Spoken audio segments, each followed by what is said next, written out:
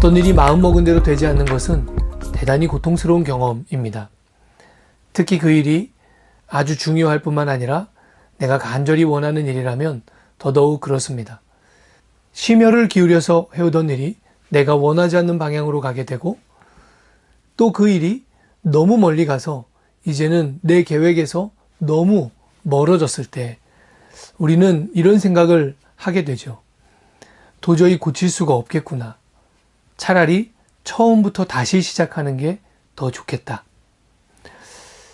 에스겔의 시대에 일어났던 유대의 멸망이 바로 그런 사건입니다. 이스라엘은 하나님의 꿈이었습니다. 하나님께서는 하나님이 통치하시고 다스리시는 거룩한 나라를 세우기를 원하셨습니다. 하나님이 거룩한 꿈을 꾸시고 오랜 세월 동안 손수 땀 흘리시며 만드신 공동체가 바로 이스라엘이죠. 그런데 이번엔 이스라엘을 하나님께서 손수 파괴시키고 멸망시키는 것입니다. 심판과 멸망 속에 던져진 이스라엘의 고통도 우리는 생각해 봐야 되겠지만, 그러나 하나님께서 꿈꾸시며 만드신 이스라엘을 하나님의 손으로 직접 파괴시키실 때 그 하나님의 고통은 어떠했을까 생각해 보아야 합니다. 이스라엘이 심판과 멸망 속에 던져졌을 때 이스라엘 백성들은 불평을 늘어놓기 시작했습니다. 에스겔 18장 2절 말씀에 보니까 한 속담이 인용되어 있는데요. 아버지가 신 포도를 먹으니 아들의 이가 시구나 하는 속담입니다.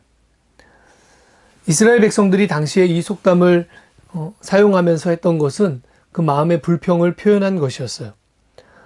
오랜 세월 동안 쌓여온 조상들의 죄 때문에 자신들이 지금 이런 어려움을 당하고 있다고 그렇게 불평했습니다. 뿐만 아니라 그런 일을 하시는 하나님, 조상들의 죄를 가지고 자신들을 멸망시키고 심판하시는 하나님, 당신은 불공정합니다. 당신은 공평하지 않습니다. 이렇게 하나님을 향하여서도 이스라엘 백성은 불평했습니다. 18장 25절에 보니까 주의 길이 공평하지 아니하다 하는도다. 하나님은 에스겔을 통해 하나의 이야기를 들려주십니다. 한 사람이 정의와 공의를 행하며 하나님의 율례를 지켜 살았습니다. 그렇다면 그는 그가 행한 정의와 공의로 인하여서 하나님의 구원을 얻게 될 것입니다. 그런데 그에게 아들이 있었는데 그 아들이 아버지의 길을 쫓지 않고 불의한 길을 갑니다. 거짓된 길을 가고요. 악행을 저지릅니다. 그렇다면 그 아버지가 아무리 정의롭고 공의로운 사람이었다고 해도 이 아들은 자신이 범한 악행의 결과로 심판받게 될 것이라고 하는 이야기입니다. 이 악한 사람에게 또 아들이 있었습니다. 그런데 이 아들은 아버지가 악행을 저지르는 걸 어려서부터 보면서 두려운 마음이 들었습니다. 그래서 이 아들은 다시 그 조부의 의롭고 정의로운 길을 선택하여 갑니다. 그렇다면 이 아들은 자신이 행한 그 정의와 공의로 인하여서 하나님의 구원을 얻게 될 것이다 하는 이야기입니다.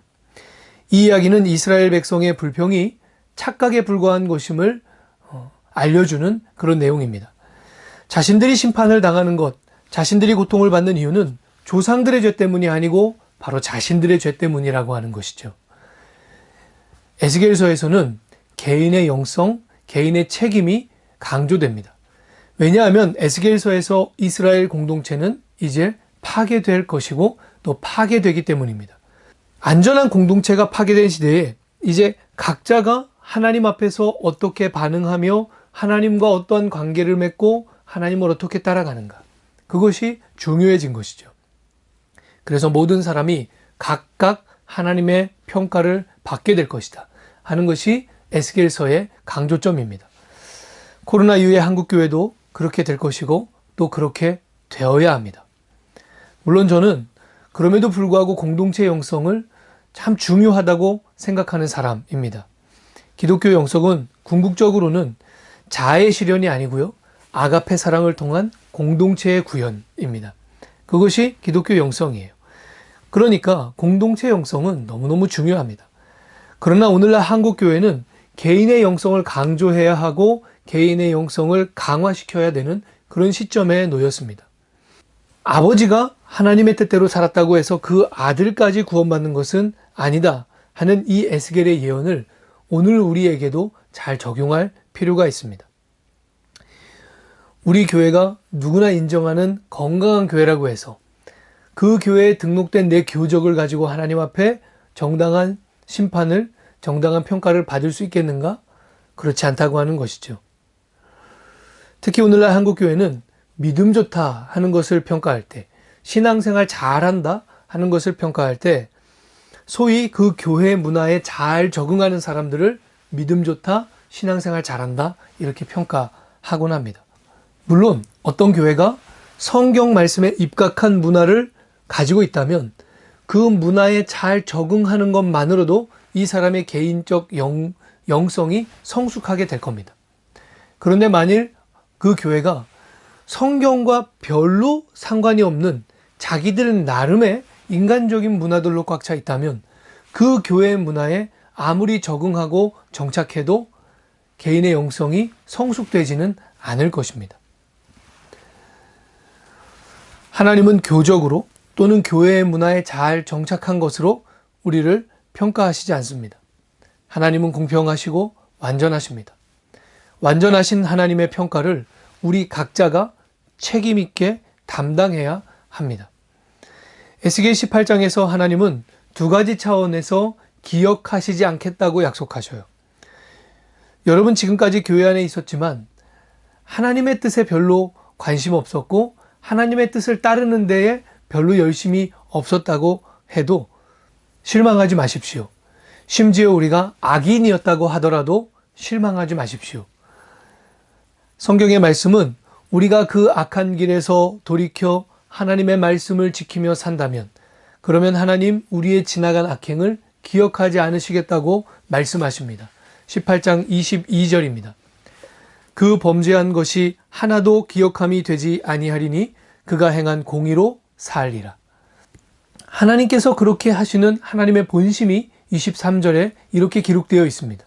주 여호와의 말씀이니라. 내가 어찌 악인이 죽는 것을 조금인들 기뻐하랴. 그가 돌이켜 그 길에서 떠나 사하는 것을 어찌 기뻐하지 아니하겠느냐. 하나님은 우리가 죄악 가운데 심판받기를 원하지 않으시고 죄악에서 돌이켜 구원의 삶을 살기를 원하십니다. 그러나 지금껏 내가 의로운 삶을 살았다고 해서 방심하지도 마십시오. 우리가 의로운 길을 떠나 악행을 범하면 하나님은 우리의 이전 모습을 기억하지 않으시겠다고 경고하십니다. 우리가 에스겔을 묵상하는 이유를 다시 한번 기억하시기를 바랍니다. 31절입니다. 너희는 너희가 범한 모든 죄악을 버리고 마음과 영을 새롭게 할지어다. 마음과 영을 새롭게 할지어다. 여러분, 마음과 영을 새롭게 하십시오. 진실로 마음과 영을 새롭게 하십시오.